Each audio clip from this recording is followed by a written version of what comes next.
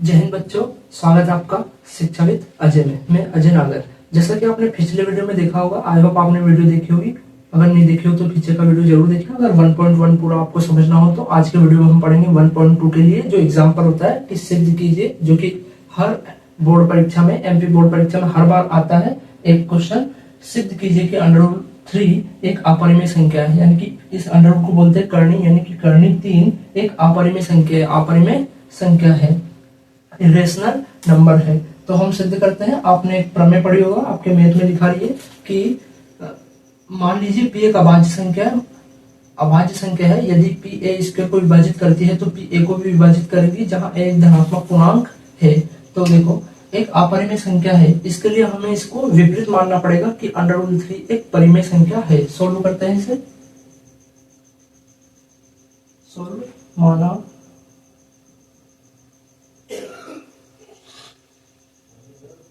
माना कि √3 एक परिमेय संख्या है। परिमेय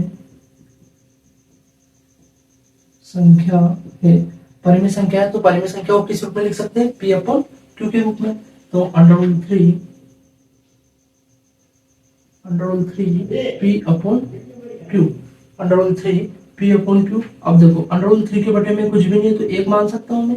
सपोज एक मान लिया है ना, एक मानने से कोई अंतर नहीं आएगा क्वेश्चन में। एक मान लिया तो एक का गुणा अगर P में करूंगा तो P और Q का गुणा √3 में करूंगा तो √3 Q। ठीक है।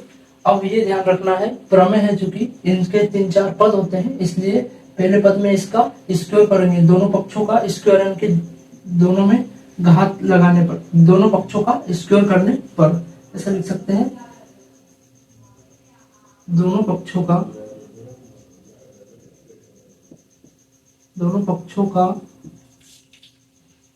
वर्ग करने पर।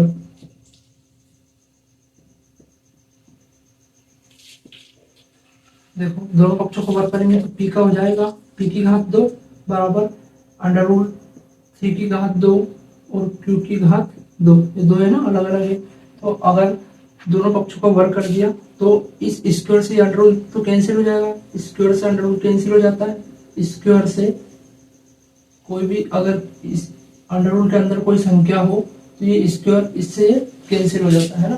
तो √3 बचा सिर्फ, p स्क्वायर बराबर 3q स्क्वायर। इसे मैंने नाम दे दिया समीकरण 1, है ना। प्रमेय आपकी यही कहती है कि p अगर कोई अभाज्य संख्या हो तो वह इस 3 से विभाजित होगी।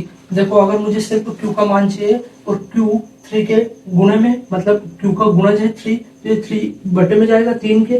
तो मैं क्या लिख सकता हूँ? p स्क्वायर 3 से विभाजित होगा। मैं ये लिख सकता हूँ p स्क्वायर 3 से विभाजित होगा,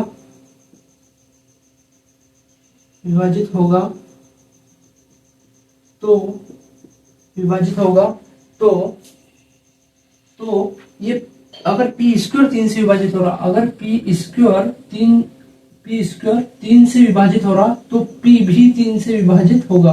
तो देखो, मैं समझाता हूँ। अभी ये लिखो, p स्क्वायर 3 से विभाजित होगा तो p भी 3 से विभाजित होगा। p भी 3 से विभाजित होगा, है ना। p स्क्वायर, जैसे सपोज मैं p की जगह 3 ही रख के देख लूं तो p का स्क्वायर करूंगा तो 3 3 9, जो 3 से पूरा कट रहा है 3 3 9। मैंने p की जगह 3 रखा था तो p की जगह मैं 3 रखूंगा, 3/3 ये भी पूरा कट रहा, इसलिए, है ना, कि p स्क्वायर अगर 3 से विभाजित होगा तो p भी 3 से विभाजित होगा। अब क्या करेंगे, जैसा हमने p के लिए निकाला वैसे ही q के लिए भी निकालना है, सिर्फ एक बार और। तो एक कांस्टेंट मानना पड़ेगा हमें, p बराबर 2c या 3c, क्योंकि इसमें 3 है ना, तो 3c। p बराबर 3c, है ना।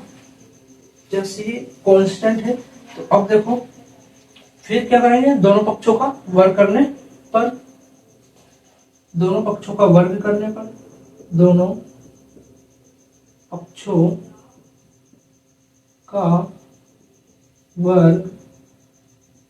करने पर दोनों पक्षों का वर्ग करने पर क्या आएगा, पी स्क्वायर, इस पी पे घात 2 बराबर 3 का स्क्वायर क्या होता है, 3 3 9 और सी का सी स्क्वायर। ठीक है, अब देखो पी स्क्वायर हमारे यहाँ है, पी स्क्वायर, एक पी स्क्वायर यहाँ है, तो समीकरण 1 से मैं पी स्क्वायर का मान रख सकता हूँ इसमें। समीकरण 1 से मान रखने पर समीकरण 1 से मान रखने पर आप जूम कर देख सकते हो, आपको अच्छे से दिख रहा होगा। पी स्क्वायर का मान रखूंगा मैं, पी स्क्वायर का है मान, ये P square equal 3q square लिख सकता हूं, तो 3q स्क्वायर बराबर पी स्क्वायर, मैंने अब वर्ग किया, पी स्क्वायर यहाँ है, पी स्क्वायर यहाँ है, पी स्क्वायर का मान 3q स्क्वायर है, इसलिए मैंने 3q स्क्वायर लिखा, 9c स्क्वायर, 9c स्क्वायर। देखो इस 3 से ये 9 कट रहा है, 3 3 जा 9, तो क्या आएगा, q स्क्वायर बराबर 3 3 जा 3 3 9, 3c स्क्वायर। अब मैं ये लिख सकता हूँ, जैसे मैं c का मान निकालूंगा तो ये 3 इसके बटे में जाएगा, मतलब q स्क्वायर 3 से विभाजित हो रहा है। इसे मैं मिटा देता हूँ, ये समझाने के लिए लिखा था। यहाँ देखो q स्क्वायर, ये भी मिटा देता हूँ, q स्क्वायर 3 से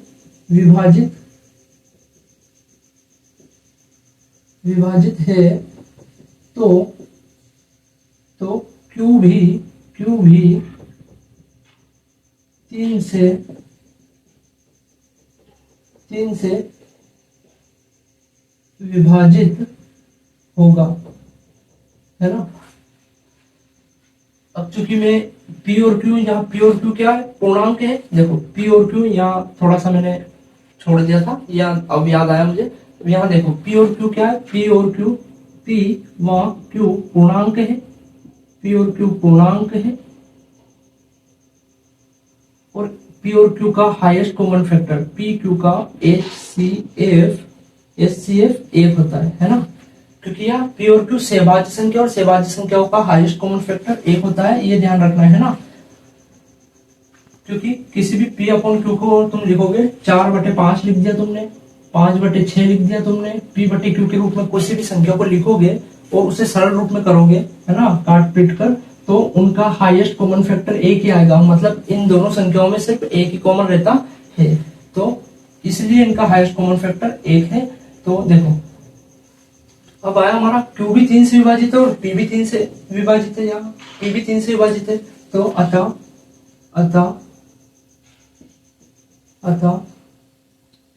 p व q, है ना, अतः p व q का HCF क्या, हाईएस्ट कॉमन फैक्टर क्या है, 3 हमारे क्वेश्चन में था 1, तो 1 नहीं है, मतलब कि p व q का HCF, ऐसा लिखो, p व q का HCF 1 है, लेकिन हमारा क्वेश्चन में क्या आया, 3, जो कि बराबर नहीं है, तो अतः हमारी अवधारणा गलत है, अतः हमारी अवधारणा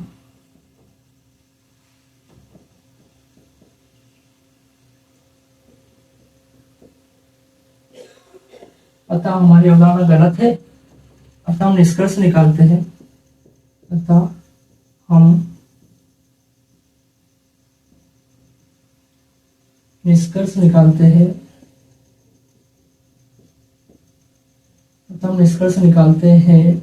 कि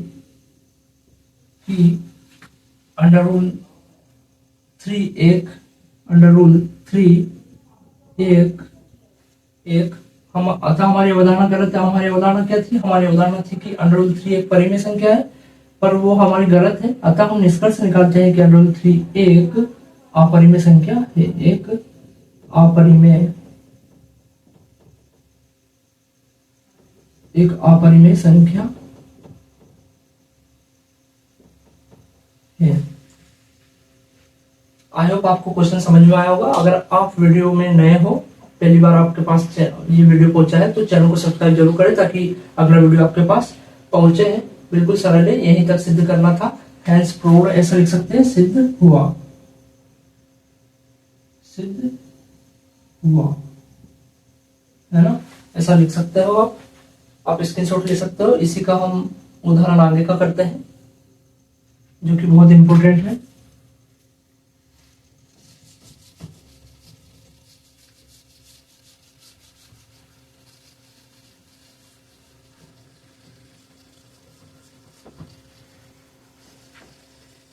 देखो याद रखना, जो भी अभाज्य संख्या होती है वही अपरिमेय संख्या होती है, चाहे √2 हुआ, √3 हुआ, √5 हुआ। ये जो 2, 3, 5, 7 है ये अभाज्य संख्या है, इसलिए ये अपरिमेय संख्या है। अब देखो तुम्हारा एग्जाम्पल नंबर 6, क्या कहता है। एग्जाम्पल सिद्ध कीजिए कि 5 - √3 का अपरिमेय संख्या है। हमने एग्जाम्पल नंबर 5 कर लिया बिल्कुल आसान तरीके से। इसी प्रकार हम एग्जाम्पल नंबर 6 कर रहे हैं। एग्जाम्पल नंबर 6 कहता है सिद्ध कीजिए कि 5 - √3 का अपरिमेय संख्या है। तो हमें इसका विपरीत मानना है कि 5 - √3 एक अपरिमेय संख्या, सॉरी एक परिमेय संख्या। परिमेय संख्या को हम P/Q के रूप में लिख सकते हैं। तो माना कि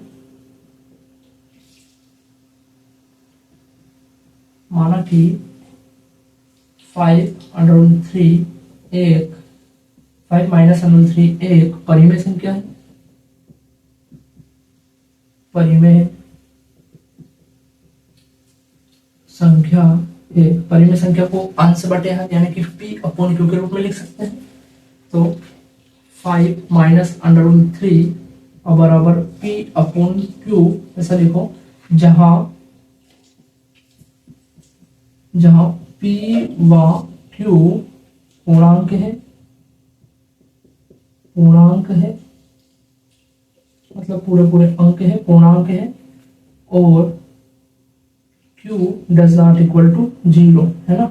इस Q के बराबर में 0 नहीं लिख सकते। क्यों? क्योंकि देखो किसी संख्या के अपूर्ण में 0 लिखना वो पहुंचा देता है इन्फिनिटी, लेकिन 0 के नीचे संख्या लिखना, ये 0, इस 0 को फर्क नहीं पड़ता है। अगर नीचे संख्या हो तो 0 ही रहता है, लेकिन संख्या को फर्क पड़ता है। अगर संख्या के नीचे 0 आ जाता तो वो इन्फिनिटी। ये नोट डाल के लिख लेना, ये आपकी कॉपी में इतना, है ना। आपको यह क्वेश्चन में इतना लिखना है सिर्फ। तो अब देखो, अब ये माइनस का √3 है। हमने इससे पहले वाले एग्जांपल नंबर 5 में √3 को अपरिमेय संख्या सिद्ध किया है। तो माइनस √3 उधर जाएगा तो प्लस का √3 हो जाएगा। देखो ध्यान से, 5 ये P/Q इधर प्लस का, इधर आके माइनस का P/Q बराबर ये माइनस का √3 उधर जाके प्लस का √3। देखो ये परिमेय संख्या है और ये अपरिमेय संख्या है। क्या परिमेय संख्या और अपरिमेय संख्या बराबर हो सकती है? नहीं हो सकती है। इसलिए अतः ऐसा लिखो, अतः हमारी अवधारणा गलत है। अतः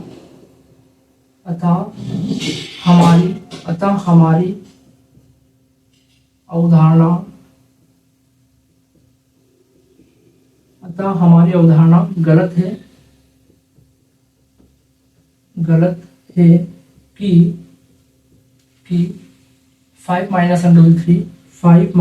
√3 एक परिमेय संख्या है,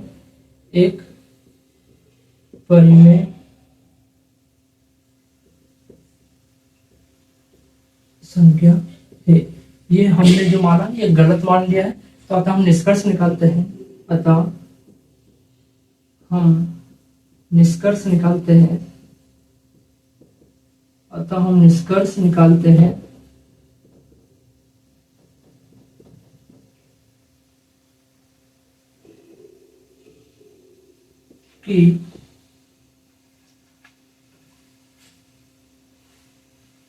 कि यहां लिख लो 5 - √3 एक अपरिमेय संख्या है।